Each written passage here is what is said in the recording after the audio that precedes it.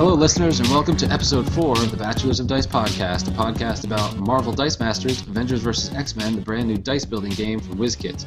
I am one of your co-hosts, Kevin, and with me are... Jesse. And Adam. With me are some guys, a couple guys, I hope. So, hey, we've made it to our 4th episode. Sorry that this took a little bit longer than anticipated, but plenty of news has come out, and we are going to get right into that.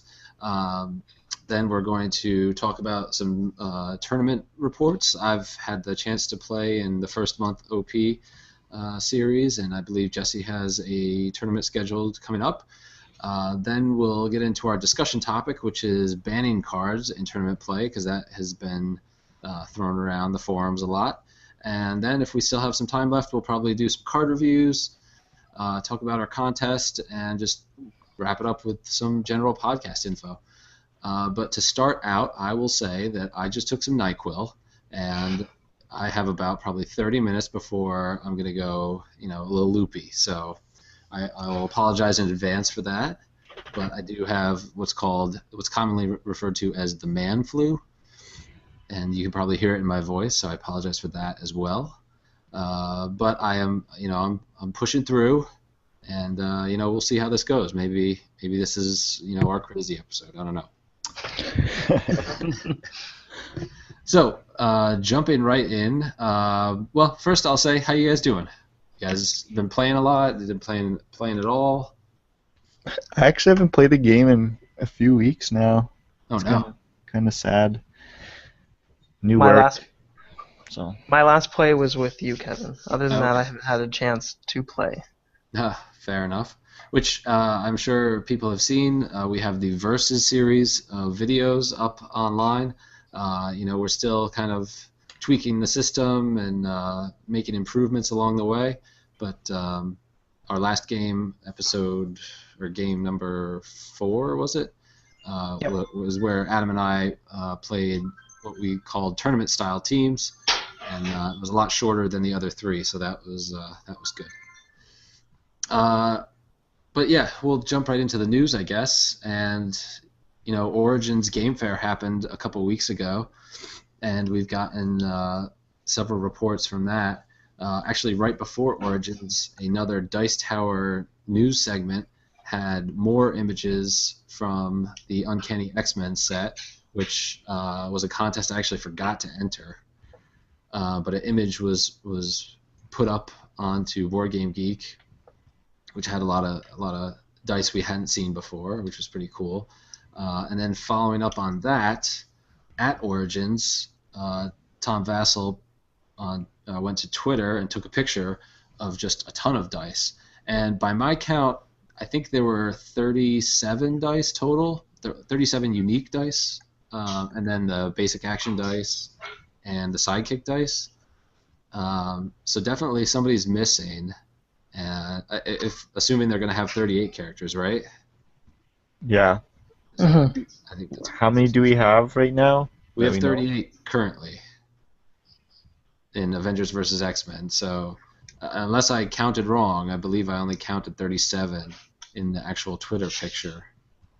So whether or not, or who that 38th character is, or whether or not there is a 38th character, kind of remains to be seen. Mm-hmm. But even better than that, I think they put up a stack of dice, and I should have pulled that up. I think that was in the Board Game News segment, which we're kind of skipping ahead a little bit.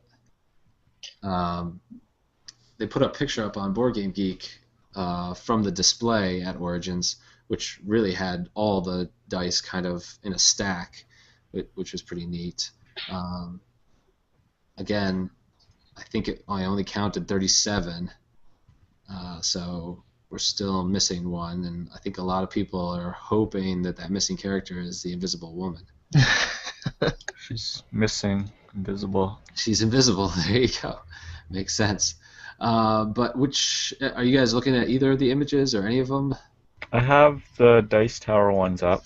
Okay. So yeah, we can talk about that first. I think it was generally agreed upon which all the characters were, but Jesse, you want to kind of go through what your thoughts were? Like the latest one? The latest Dice Tower news image, yeah, that starts with Magneto on the upper left. Sure. So yeah, like you just want me to do one row? Sure. Sure. Okay, so starting from the top left, I assume we got Magneto, um, and then Ant-Man, who looks to be fairly weak. Um, the new Uncanny X-Men Cyclops, and then a Kitty Pryde, and then I think the last one, Sabretooth. Yeah, at first, for some reason, I thought that was like the guy's hair, and then it was like the guy's like goatee or beard or something. And then when somebody pointed out that it was Sabretooth, I was like, oh, okay, yeah, that makes a lot more sense. But Adam, how about you take the second row? Second row? Okay. Looks like Vision is the first.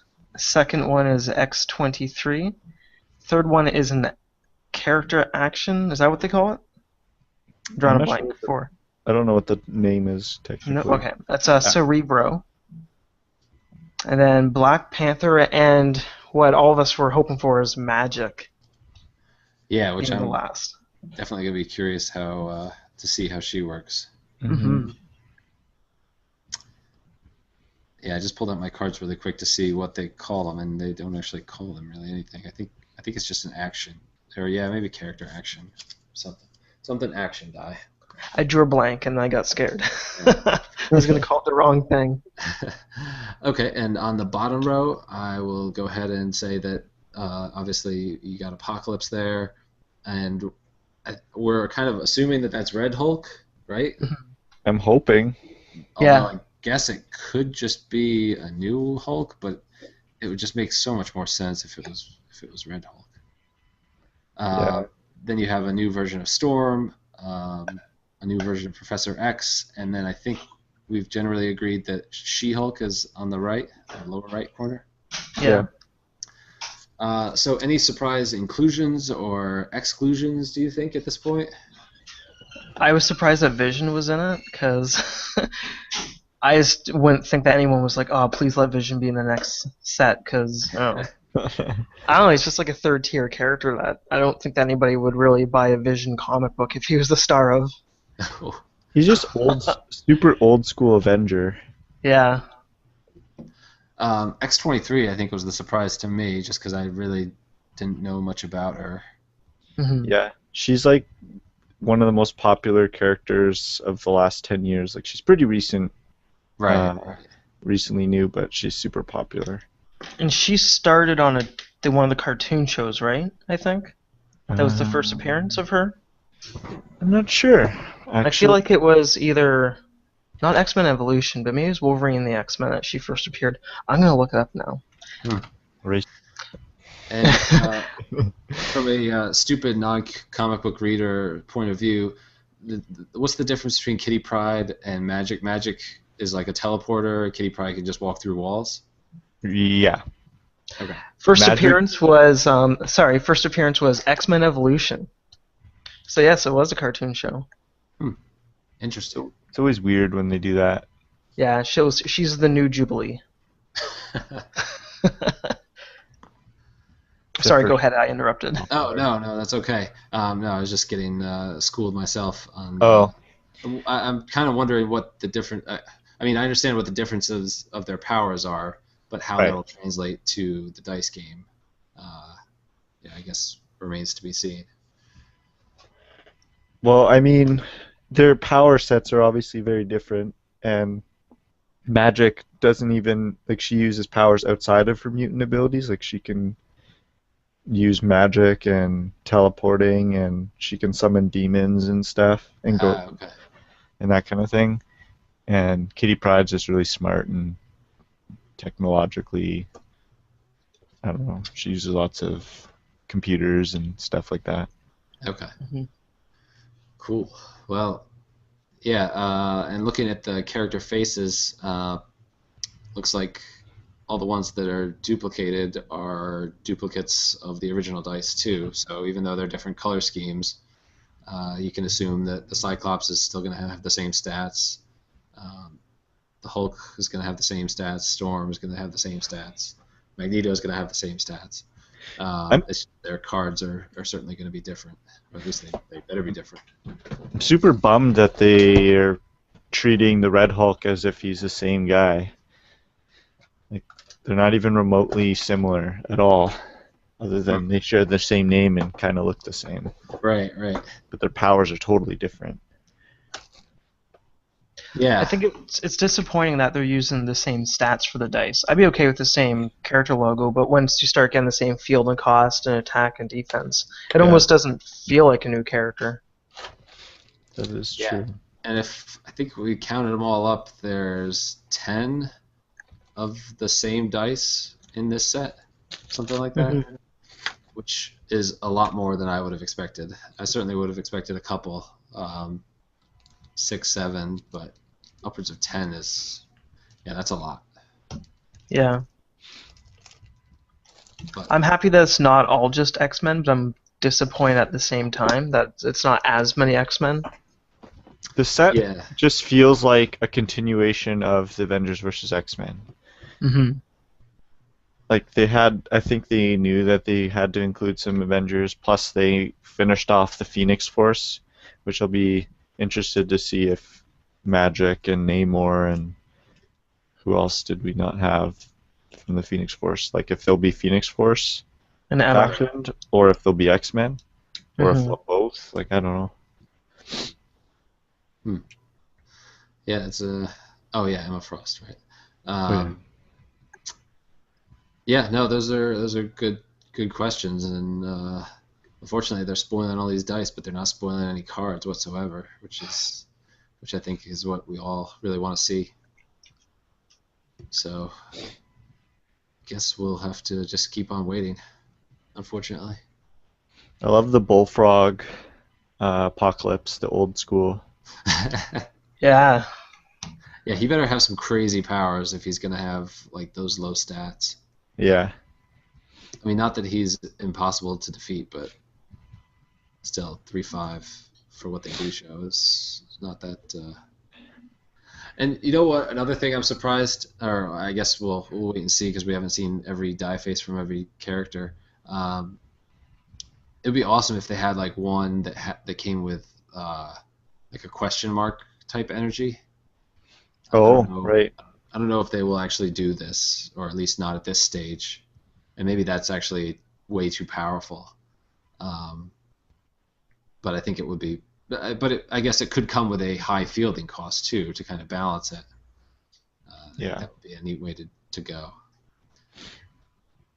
So if they ever do that in the future, then I will say that I predicted it first. Looking at all the dice, are there any non-X-Men villains so far? Because I don't know if Red Hulk is a bad guy. He was initially, but he isn't anymore. I don't think so. They're basically all X-Men baddies. Yeah. But Blob was the kind of omission. Yeah. What's up with that? I'm sad that he's not in it. I'd way rather the Blob than Toad. Oh man, Toad's gonna be awesome probably. Or another Mystique. Yeah. Yeah, that's true. That first Mystique I still haven't even played with. I can't find a reason to ever use her. Hopefully they do a better job with her cards and make them more appealing. They could have at least put like Mimic in if you want somebody with similar powers, I guess. So another thing that people noticed about the picture was that all the basic action dice were different colors than what we already have. So you have pink, orange, and I'm looking through my pictures. I think like a brown. Yeah. Brown, yep, and like a purple, I guess. Mm-hmm. So the immediate reaction to that was, oh, okay, they must be getting ready for multiplayer, which then try to pull up this link as I talk about it. Mike Elliott, one of the co-designers, tweeted, and of course that's there it goes. The fans of the game tweeted, the fans of the game might want to look closely at the basic action dice in the picture for something we did for multiplayer. So he said that, and everybody was like, "Oh, okay, cool. They're doing multiplayer." Which then in the board game news article about it, the head developer kind of put the kibosh on that and said, "We've included them because we know people want to play multiplayer, not because we are going to be including multiplayer rules." And I can't find that quote exactly, but I think that was the gist of it, right? Mm-hmm. Yeah. So that was at first exciting, and then quickly not as exciting. And I guess they're kind of leaving the possibility out there that multiplayer will be part of it at some point. And if nothing else, then you have a bunch of different colors to choose from when selecting your basic action dice. So, yay. So that kind of was all the stuff from Origins. Was there anything else to touch on that you guys could think of? I don't want to jump ahead, but I just found a picture I hadn't seen before. Oh, really? Yeah. Is it I'll, from the I'll Origins? wait. Oh, okay. No, it isn't. I'll wait. Okay. Actually, no. The one thing I did forget to mention was the number of sets they produced. The other takeaway from the Eric Martin posting on Board Game News was that he talked to the lead developer, and they had received. He basically said that WizKids had received pre-orders prior to production equaling to X, whatever X is. But due to their faith in the game and their belief that pre-orders were low compared to what would actually sell, they decided to produce 10 times X. But by the time the game launched in April, the actual order numbers being placed with WizKids and distributors were approximately 40 times X. Yeah, that's Which, yeah, is crazy, because if I remember correctly, I hear most print runs of games are around 2,000 copies, or that's the kind of number they shoot for. So even if it was half that, if it was 1,000 copies, the initial print run, and they decided to do 10,000 instead, and they actually had 40,000 orders, that's just crazy. And so I guess it's no wonder that they are way behind, and people still don't have the game, which is unfortunate. they're very, very smart to release the Marvel stuff over the Yu-Gi-Oh stuff, which they were working on way before. Oh, were they? Yeah, I think that's what they started with. Okay. But there's no way they'd have that kind of sales if they did Yu-Gi-Oh first. Like their Yu-Gi-Oh will be getting helped out because of the previous success of this one. They've been super silent on Yu-Gi-Oh. Yeah. But anyways. Odd. Yeah, actually, I think I did see in one of the interviews where they mentioned Yu-Gi-Oh, and it sounds like that's gotten pushed back till probably early next year anyway. Yeah. But I guess one other thing from Origins, which kind of spills right into the next topic we're going to talk about, was the spoilers of all of the organized play basic action cards, and then they also spoiled the Phoenix Force card and the die, which I believe is just an alternate version of the Phoenix die, correct? It appears to be the same. Wait. Maybe I'm missing something. There was an alternate of the Phoenix Force die? It looks, I think it's the same die, just inverted colors. Right. What is it for? I believe it's the same stats as Phoenix. Oh. That was in that was in somebody's thread about Origins. Sorry for not crediting that person. Yeah, the exact same stats, and it's just instead of being, is it green and red, it's a yellow die with red coloring. But yeah, everything's the exact same. So if you're actually gonna proxy this card, you could use the actual Phoenix dice that you have instead for that. True. That's a good point. Yeah. Max 1. Yes, since we're talking about it, we might as well just go ahead and talk about it. It's a 10 cost Bolt Energy Phoenix Force faction called Force of Nature. And it says, while Phoenix Force is active, each of your opponent's characters deals no more than 1 damage to you while attacking. So what does that mean exactly? Does anybody have a valid interpretation on that? You want to go, Adam? I think you have a good answer too. While Phoenix Force is active, each of your opponent's characters deals no more than 1 damage to you while attacking. So if they had like 10 characters out in the attack zone and their attack damage would just be 1, that's only if that die is active itself. So it's pretty. That's how I interpret it. That's how I would as well. Yeah, pretty self-explanatory. That it reduces their attacks to 1? 2-1, yep. Yeah, like a Hulk who would be doing 6 damage would be now doing 1. But is that only if they're let through unblocked, or is it to I would say either or. Doesn't it say just to you? It says deals no more than 1 damage to you while attacking. I would assume just like from other games lingo, you would be the person taking the damage that would result in the game ending. Okay. That's a good question. So follow-up question, do other people's abilities work? Like Serena, would she be able to attack and make you spin down or pay 2 life? Because paying 2 life isn't necessarily dealing damage, so that would still be in effect. But then if she attacked unblocked, then she would only do 1 damage. You think that's correct? I would say so, yeah. Okay. Yeah, so this card to me is very underwhelming, unless I'm like understanding it horribly wrong. But for a cost of 10, which I think everybody would agree, you're rarely, if ever in a game, going to see 10 energy. Yeah. To get this die out into play at whatever stage you're at in the game is just not.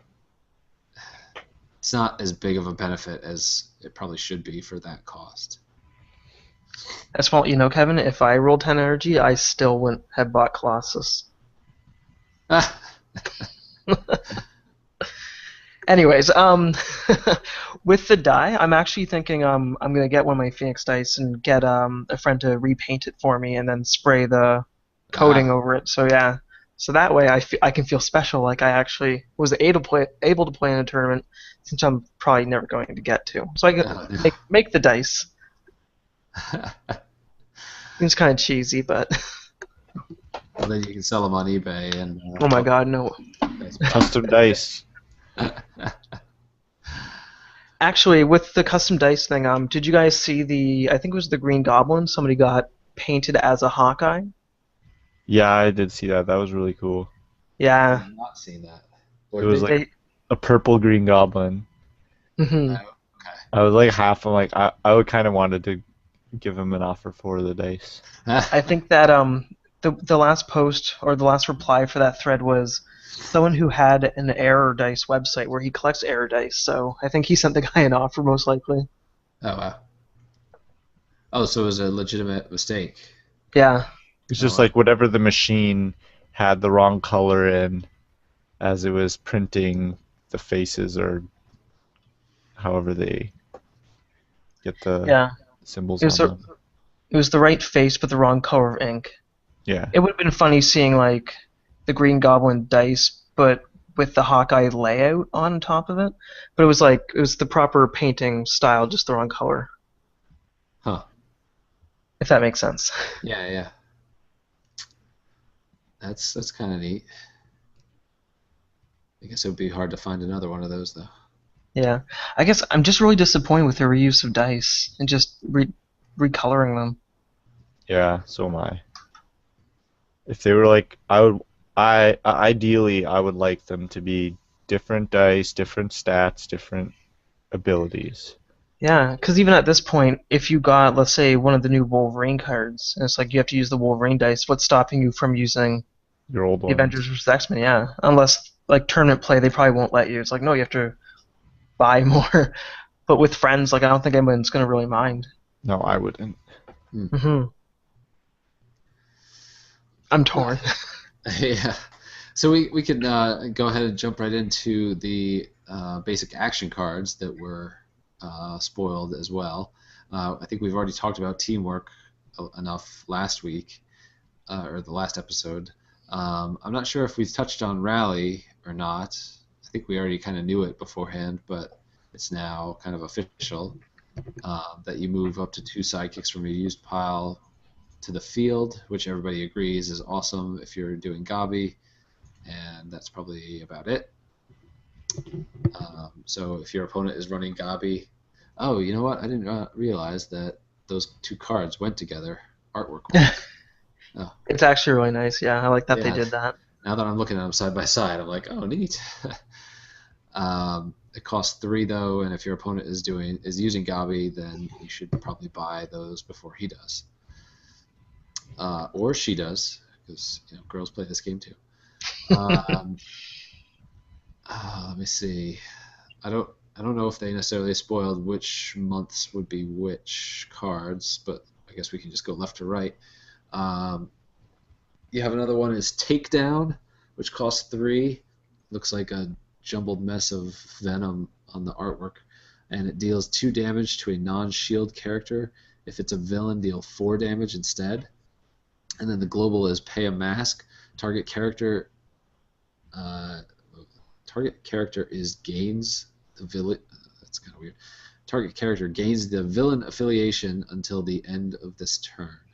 Pretty awesome. So The character that's on the card is Phoenix Cyclops as well. Oh, is it? Yeah, I just made it bigger, sorry. Oh, maybe he's a villain. Oh, it's just smoke. Okay, I thought it was venom for some reason, but yeah, no, that makes more sense. That he just got blasted or whatever, and now he's all like smoldering. Okay, cool. That global is certainly the biggest one. Making any of your opponent's Zarina's villains and then using Magneto to re-roll them is kind of cool. Other than the fact that it costs 2 masks to actually do that, and there's still a chance that she could roll back to a character face, but it's an option anyway. The card itself lends to basically a combo that you can do the 2 damage, and then if you have that mask saved up, you automatically do 4 damage to them. Oh, yeah, that's a good point too. It's a combo card. It's a combo in itself. Yeah. That's great. Yeah, it is pretty cool. Oh, hello. Move along, cat. Move along.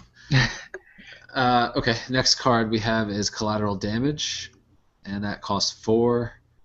Deal 1 damage to your opponent for each opposing character you knock out this turn. Looks cool, but I think it will require some setup. So maybe a good later game action. Yeah. That'd be good with and with Deadpool, because you can force your opponent to block him, knock him out, and then deal an extra damage with this. That's only if you have the die rolled, though. Right. I was thinking with Longbow, Hawkeye, might be good if you can ping a bunch of guys and do extra damage, and then the board is essentially would hopefully be cleared for Hawkeye to just sweep in and do even more damage. Yeah. But again, I think that's a late game kind of play. What does the first part of the text say again? Deal 1 damage to your opponent for each opposing character you knock out this turn. Oh, opposing. That's lame. So great if they have cheapies and decide to block with them. If they don't block with them, then ideally you're getting a bunch of damage through anyway. So it kind of, I guess, forces their hand to make that choice and take a couple life or take a bunch of life. Mm-hmm. So yeah, that could be interesting. And okay, so next one after that is Deflection. Costs 3. choose an energy type. Characters of that type get +1 defense, and double burst, those characters get +3 defense instead. Global ability is pay a shield to prevent 1 damage to a character, which I think we've seen before. We've seen prevent 1 damage to yourself, but not to a character necessarily. There's one. Iron Man's ability is you can deflect the damage from yourself to a character. Okay. And then Vibranium Shield is you can prevent 1 damage indefinitely to whoever. Okay. This is like a worse Vibranium Shield. Yeah. Yeah, because you can only do it to a character, not a player. Where Vibranium Shield, you can prevent a player damage. I'm going to predict that this one will not be played very often. Does not seem terribly useful. Mm-hmm. And so then last we have Teleport, which is 4 cost, and you get to swap your fielded character with a character of the same energy type from your used pile to the or prep area. Spin it to the same level, and then on a burst or double burst, spin the new character up a level. So that's pretty cool. If some of your better characters go to the used pile, and you have all or at least a couple guys of the same energy type, you can get them back in pretty quickly. See, the way that I would probably use that card is if I had Serena or Black Widow fielded, and I had enough energy to buy a Hulk, and I rolled that, I would then buy the Hulk, put my use, and I'd activate that to swap him and Black Widow. You would swap Hulk out for Black Yeah. Widow, or After just buying Hulk, Oh. putting my use, then swapping him with Black Widow.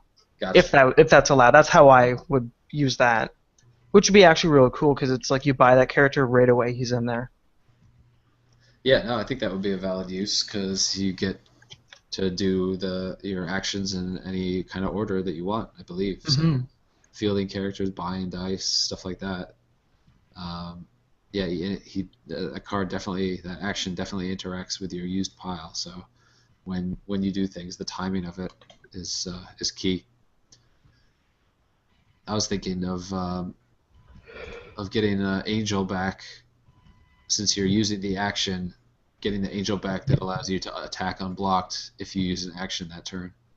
Right. Same with Doctor Strange, I guess, that you're using that action. You just indefinitely keep using the actions. So, yeah, that I could see that being useful. Again, it's 4 cost though, so when it's going to come out in a game, I guess, kind of remains to be seen, but it would probably be later on, I would think. So yeah, those were all the cards that were spoiled as far as I can tell. You didn't see any others, right? I don't think so. I didn't. Okay. There were some of the character cards, but a lot of them were covered up. Did we talk about the Spider-Man card last time? Or has that About news come out? No, the we Triple didn't. Fist? Yeah. We did not? Nope. I don't remember. Sorry. Yeah, it was Spider-Man. That was actually, I'm surprised I didn't put that in the show notes. That was actually spoiled by Marvel again. Mm-hmm. On the Marvel website. Put that up. And it was Spider-Man the Amazing was the card. And unfortunately, I don't have it up in front of me. Oh, I have one up. It's on eBay. What? It just popped up on my email. So, someone's selling it on eBay. What So- month was that? I think it's month 2, but I can't believe it's already. Yeah, they have 3 available apparently. What the heck? Someone's going to get in trouble. Yeah, Anyway. really. So his text is, when Spider-Man attacks, you may pay 3 fists to make your opponent lose half his life, rounded down, before damage is dealt. And how much does he cost? 6. 6. Yeah, I think that's a really cool card and a cool combo. I don't see it getting played a lot, but I think, like I said in my post on Facebook, I think it would be really cool to see. And if you like doing interesting card combos, then this is a great card. What was the other Spider-Man that was similar? Reduces you to 10?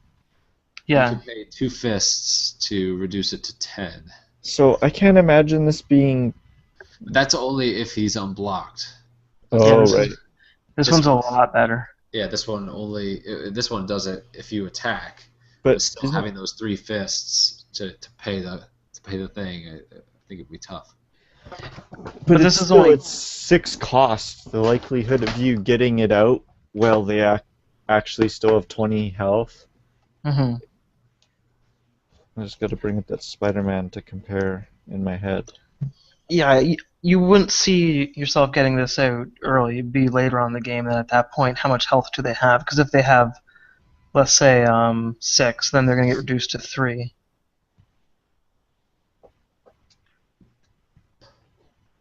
Uh, I mean, the cheapest fist character is Black Widow, so I guess you're buying a bunch of her to go with it, and then hoping to roll the fists if you get the Spider-Man at the same time. Yeah. It seems really hard to use properly because ideally you want to be reducing them by a lot of damage. Like if they're already at 10, by 5 damage for that isn't worth it. If you're only doing 5 damage, like you might as well just buy a character that can do 5 damage. Right. Yeah. But yeah, I still like it. It sounds cool. Yeah. If you can pull Mhm. something off, or have like a really late game strategy where you set up for a long time. And I mean, you can half the person's life all you want, but you'll never KO them completely. So yeah, that was the only other card spoiled, I believe, right? Yeah, it looks like that. Okay. I'm looking at this guy's store to see if he has any more random stolen.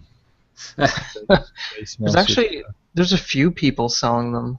There's Wow. one. Yeah, I found a few already here. It's about $21 plus $12 shipping.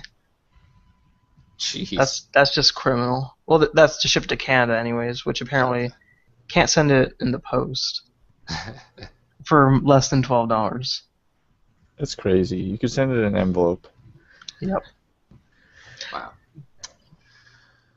So yeah, I can't believe those are even out already. But yeah, sure enough, I guess the first place you're ever gonna see them is on eBay. Yeah. Okay, so after that we had the Uncanny X-Men setup box, which Adam, I believe you were actually the one that kind of found this, right? Yeah. It seems like every day I go to the same sites just to see if there's any more stock available, and I always type in Dice Masters, and this popped up on there, and I was just like, oh my god, I have to pre-order this right away. But yeah, it's the Marvel Dice Masters, the Uncanny X-Men setup box, which is interesting because when they announced a carrying box for all of your dice, they mentioned it during the Dungeons and Dragons sets, so they didn't even mention that there's one for Uncanny X-Men, which I was surprised about. Did you guys see the email I just sent you, or about 10 minutes ago? I did not. Okay, I sent one. The link or the picture that I saw was a picture of the setup box. Oh yeah. Oh, the actual box? Yeah, because I've been looking excited. forever to see what it looks like. Yeah. And you I've may been be saying. surprised as to what I find, or what I found. I am looking it up now. Huh. Where the heck did this come from? I just Googled setup box and looked at images. I found a few of them. Is it just the outside of the box that we're seeing? That's it so far? I couldn't find one with like the inserts or anything. So it's actually the Avengers versus X-Men setup box, not, or maybe they will do an Uncanny X-Men one too, I suppose. No, yeah, they're actually definitely different because this has orders due now. When does this one come out? I'm looking at the solicitation. Wow. Now, August rolling release. For the Uncanny? Yeah, and this one, I think I actually read, yeah, this one comes with a Storm African Priestess full art promo card, where the Really? Uncanny X-Men one comes with a Professor X recruiting young mutants. Right. Card. Because when I heard about the setup box, I was like, oh, I hope they do AVX one as well. And then someone said that they were going to, but I couldn't find any proof of it. And then I just found this picture. So I'm like, okay, maybe this one's actually coming out first, but I couldn't find any information on it. So I guess that's kind of the Professor X Recruiting Young Mutants is going to be a card name from the Uncanny X-Men set then. Yeah, it must be. Well, it could be a totally new card too, right? That just uses the same dice. Yeah. So really, it's a storage box that comes with a promo. A promo card, basic action, 4 boosters. Yeah, it comes with some boosters. Right? And pearlescent starter. What are those dice called? The sidekicks and the basic actions. Which But you already does have. it come with some heroes as well? Just No. 4 boosters. 4 boosters and the promo card. That's it. And an actual dice bag. I would say for those who already own a set, I would be buying this over another starter from the next set. Me personally, like I don't need. If I'm gonna buy some boosters, I don't need all the other stuff. Well, I think the main thing starter is comes with like a couple starter cards for each characters. character. Yeah. If those characters are available in the boosters, then this would be better. But if those characters are only in the starter set, then you're still going to need to get the starter set. Sure. Man, they certainly know what they're doing as far as squeezing us for every penny. But $10 for a starter isn't that bad anyway, so I still picked up one. Right. So yeah, that'll be interesting. I did not realize there was a Dice Master or the Avengers versus X-Men one as well. But I guess it really does make sense. I'm not sure where I read it, but one place showed that WizKids was increasing the price of D&D starter kit to $19.99. That's unfortunate. Yeah, I don't have the link, but it was buy one now then before they do. I pre-ordered the setup box, a starter kit for Uncanny, a starter kit for D&D, and a gravity feed for D&D. For some reason, the site doesn't have gravity feed up for Uncanny yet, for whatever reason. Huh. The site that I buy from, Cool Stuff, I'm surprised that they already have it posted as $20 for D&D. Yep, they already do, but they're selling it for 14 instead of the 10, whatever. But I was gonna say I'm surprised that they still have them in stock. Like it says something about the popularity of Marvel where their Uncanny X-Men one sold out within 2 days of them posting it, whereas the D&D's been up for a few weeks and it hasn't been sold out. Does it say what comes with the D&D box? Or with the D&D starter? Like, is it anything more, or is it the same? I think it's the same. Yeah, 44 custom dice, 38 cards, 2 dice bags, 4 rulebook, and everything 2 players need to play Dungeons and Dragons Dice Masters. It looks like a copy and paste of delete X-Men, just put D&D in. Huh. So yeah, as that date comes closer, I guess we'll see if they hold with that, or if there actually is something a little bit better about that makes it cost $5 extra. The license could cost more, but in theory, they already have the licensing rights for D&D games. Yeah.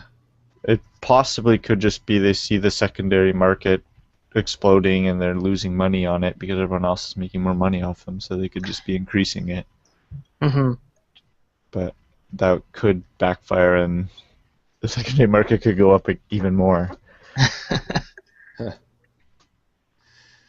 Yeah, I don't know. I mean, I'm certainly going to get a starter. I wasn't really planning on getting too many boosters from the D&D set. Yeah, neither was I. I mean, it's still really early.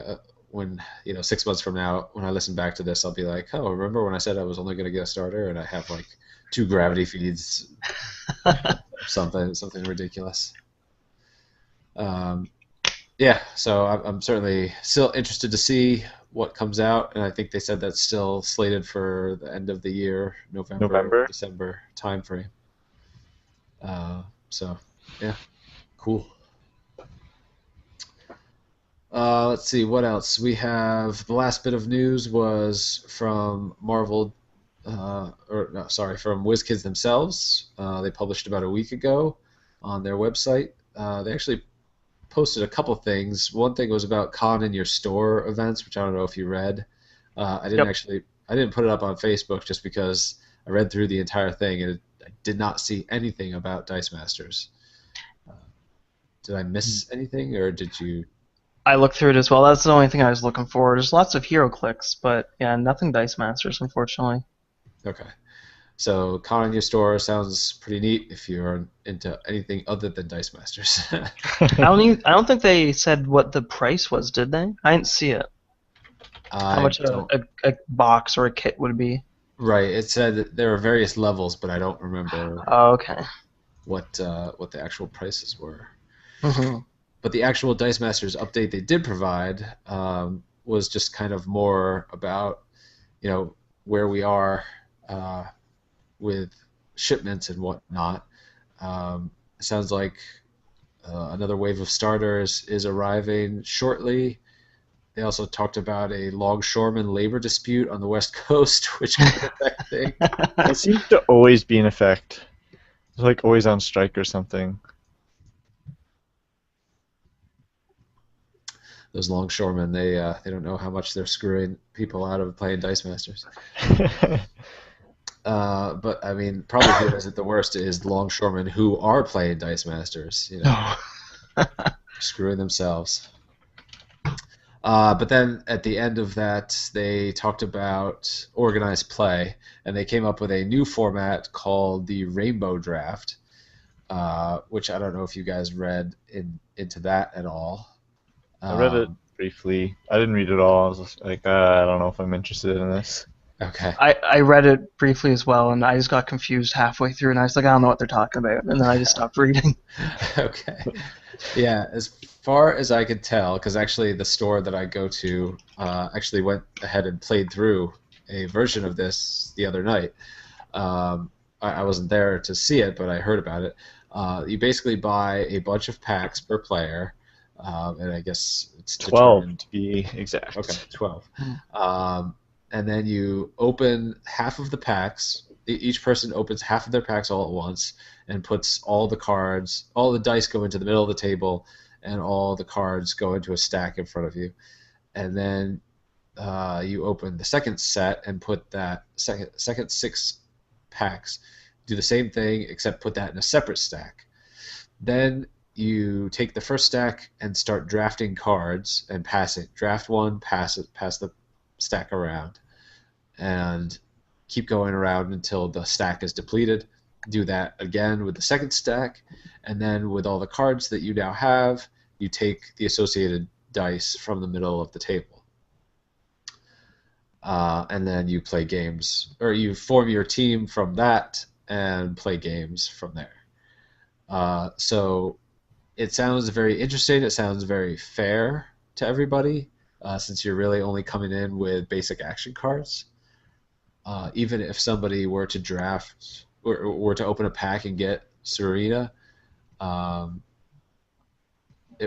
there's not necessarily going to be a ton of Black Widow dice available to that player. So your other, everybody else that's drafting at the same time could easily draft Black Widow cards that they saw just to prevent that person from getting all the dice they need. So yeah, I think it kind of focuses more on how you play the game than what you can bring to the table. Yeah. Great for the retailers. That's the biggest standout to me, is that it's a great way for them to sell product. Unfortunately, if you already have everything you need, I guess $12 to get into the tournament isn't a bad deal. No, that's kind of standard. Yeah. Yeah, I have a question on that note. So Kevin, when you went to your tournament, did you have to pay for anything? Was it just you just show up and you could play? Yeah, no, I did. I actually paid $5 to enter. Oh, and you Um, didn't get anything other than the one card? well, no, we actually did get prizes for each game that you won. You got 2 booster packs. Oh, that's kind of Okay. cool. Yeah, so I got the teamwork card, and I got a couple booster packs, unfortunately, with cards and dice that I already had and didn't really need, but still was happy to get something for my $5. Yeah. Obviously, with the sealed constructed, you pay 10, I guess, and essentially get 10 packs, um, plus the uh, plus That's the the card. participation prize. It's a little more cool to have to work for your booster packs. Yeah, That's kind of cool. yeah, I was surprised by that at the end. So I was like, all right, cool. I didn't just throw away $5 for nothing. I got something out of it. Cool. On that note, I actually have to get going. Oh, okay. I apologize, but my work schedule beckons, so so I'll have Not to a bow out problem. early. But I will be checking in to see how the rest of the episode goes. Okay, So, adios from Jesse. cool. Have a good, Thanks. have a good night, guys. All right, you too. You too. Okay. So we want to soldier on. Yeah, sure. Okay. So I guess the next part is was that your full report or? Oh yeah, no. Yeah, we kind of morphed right from the rainbow draft stuff into my tournament report. You touched upon it, but I know that there's more. Yeah, no, I went. There was only 6 people, which I was surprised at. I know it actually was the weekend of Origin, so from what I gather, some people that were regulars were at Origin, so they couldn't make it. Mm-hmm. But yeah, 6 of us started. We played Swiss style 3 rounds. The first guy I played against had Gavi. Um, I the team I brought, I can't remember every single person that I had, but essentially it was set up kind of around Spider-Man and him pulling all the blockers and then going through with one big push of everybody else. Mm-hmm. Unfortunately, in all the games I played, I don't think I ever was able to do that once, just because it took way too long to set up. And then when I finally did have it set up, I didn't have a fist energy to pull all the blockers or pull all the blockers to Spider-Man or whatever. Mm-hmm. But the game against the guy who was playing Gabi, I successfully Loki'd him. Unfortunately, he also had Storm Windrider and Human Torch Johnny Storm, and so when I shut down one of his paths to victory, he just opened up another one Mm-hmm. and started whittling me away at that point, and there was really not much I could do. Um, so he beat me pretty handily the first game, and then the second game I think was even quicker. Uh, so then there was 3 winners and 3 losers, and so people got paired, and I of course was randomly paired with another guy that won, which kind of stunk. He ended up winning overall, so I guess it was good to just to get that over with. But the first game we played, he had Zarina, but he didn't really use her that much. I don't know if he just wasn't rolling the energy or what. But that was actually a pretty close game. We both used the Silver Surfer global ability a bunch of times and kind of willed ourselves down. But at the end, I think he also used Storm Windrider to just kind of knock me out. Mm-hmm. And I realized way too late that she is killer when it comes to sidekicks. Although in one game, a guy forced me to reroll 2 sidekicks, and I rolled 2 sidekicks. He was not happy about that. I mean, he still won, but that was like a small victory. But then the second game, so my opponent won that game. The second game that we played, he did use Serena, and my God, that was like the fastest game that I've ever played. It was just I couldn't roll sidekicks, so I didn't really have many defenders. I did finally get some beasts out, and he just used forced attacks to basically clear them, or he would attack with Serenas. I would spin down my guys, and then he would just pull his Serenas back to do it again next turn until I couldn't spin down my guys anymore. Mm-hmm. So it was just it was fun to watch. It was unfortunate to be on the losing side of that, but it was certainly a bit of a schooling in that sense.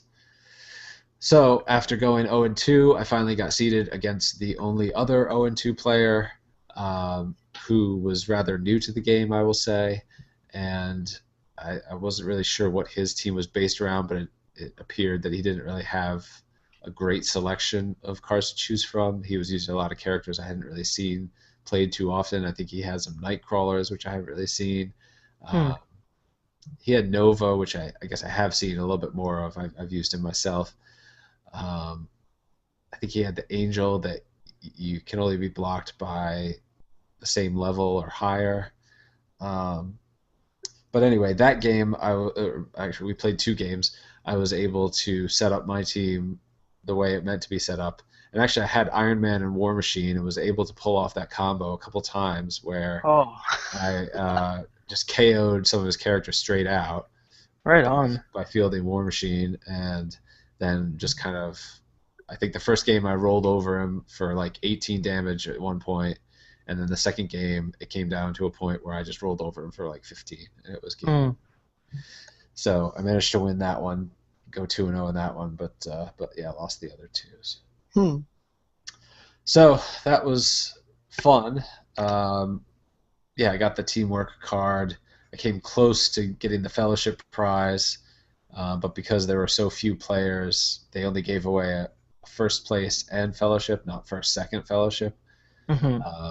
So had it been first, second fellowship, I think I would have stood a good chance, but unfortunately, or not really unfortunately, I mean, I think we all kind of assumed going into the tournament that it would be first, second fellowship, and so I think everybody, myself included, voted for the second place finisher for fellowship, since he kind of earned it. But then the following week, immediately there was discussion on the web page or on the Facebook page for the store I go to about the possible banning of Serena, which kind of goes into our discussion topic for the night, and whether or not banning cards in tournament play is a good idea for this game or not. And I mean, that was bandied about. I've also seen other stores that have basically said no super rares can be played, and I've also seen stores that say no cards that cost 2 can be played, which was a weird one to me. So now that I've been talking solid for the last 10 minutes, I will give it to you, Adam. What is your feeling on banning cards in tournament play? Since it's my first collectible game, I honestly think it's weird. Yeah. I guess I can see where some players would want it, but other players wouldn't. 'Cause it's always the grass is greener on the other side, so the people who have those cards, I guess the people who don't have those cards feel that they're at a disadvantage. Meanwhile, like, I don't know, like, if I went to a tournament, I would bring Serena with me, but yeah, I'm torn on it just because I feel like you shouldn't be banning cards, especially for a brand new game, unless it's official ruling. Like, if Wizards of the Coast said in the OP kits, like, these cards are banned, then yeah, sure, I think it'd be okay, but because they haven't said anything, I don't think any cards should have been taken out of play. Yeah, I personally was surprised that some places were banning them before the tournaments actually happened, because I feel like we haven't really had enough games played yet to really determine that this card is broken. Certainly in the sealed constructed format, you're only able to bring 3 dice of each character, so that kind of limits her power. Of course, if you're lucky enough to open another Black Widow card, then you got the 4th die that you need. But otherwise, I think that kind of helps to hurt her a little bit. But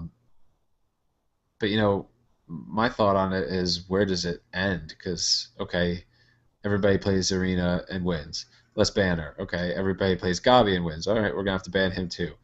Then everybody just moves to something else, and then everybody moves to something else. So you're just gonna keep moving to the most powerful cards, and finding something wrong with them in tournament play.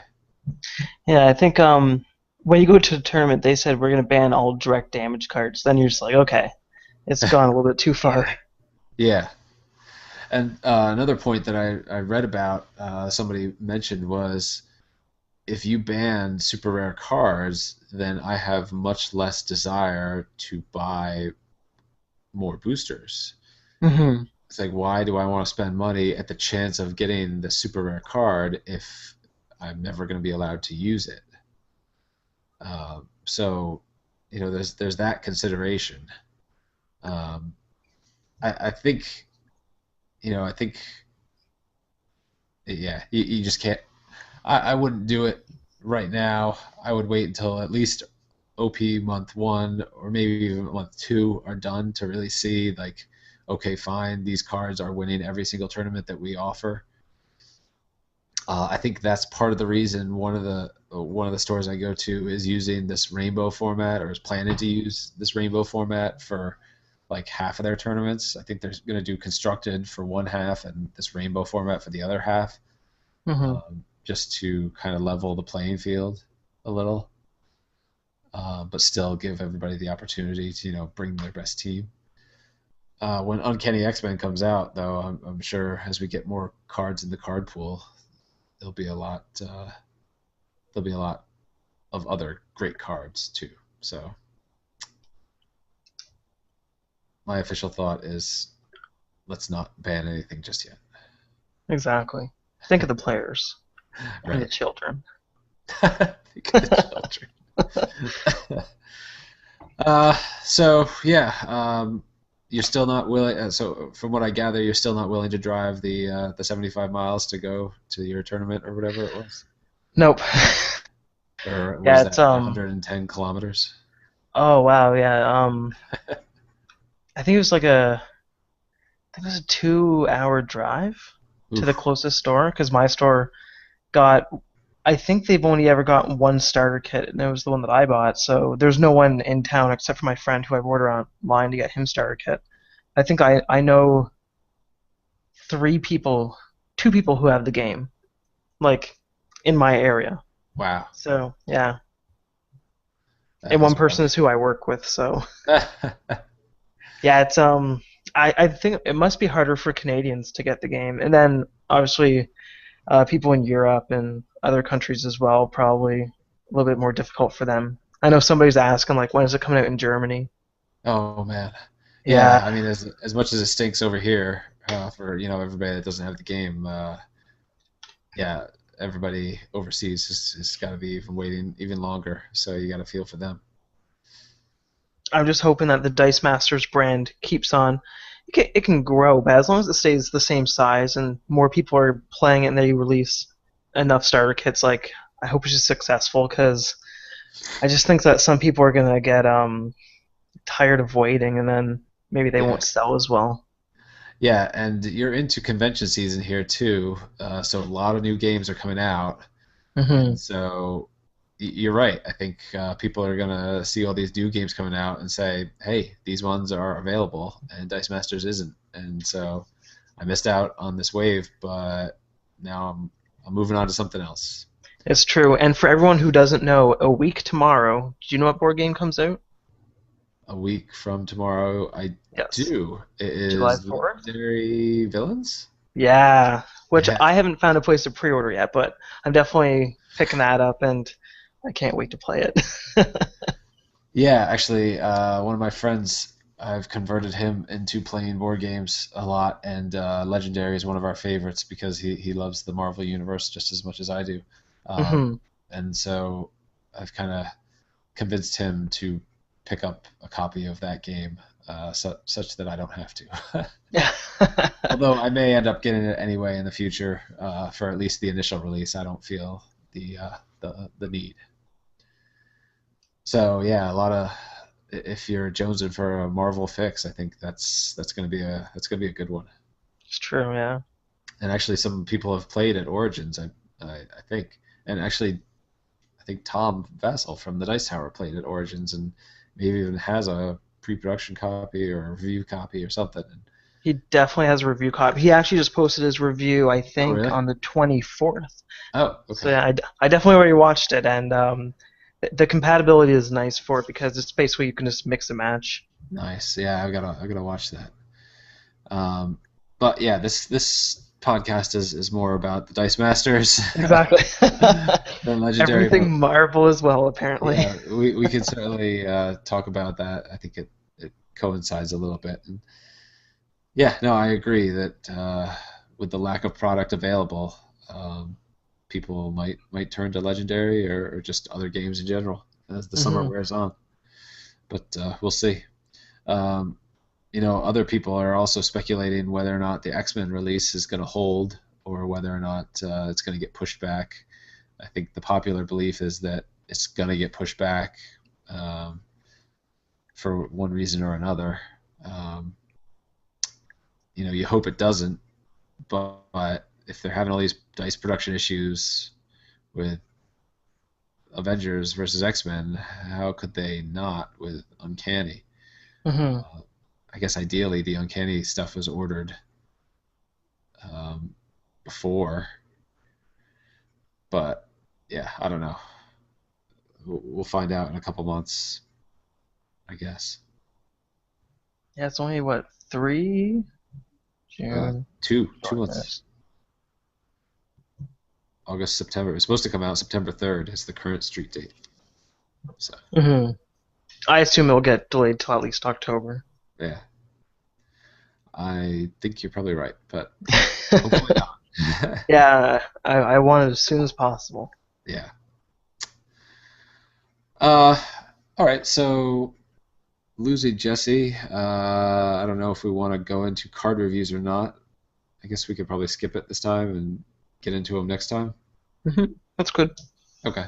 I mean, this is probably coming up on an hour anyway, and like I said, the NyQuil kicked in already, and I should probably be getting myself to bed anyway. Nurse this cold. Yes.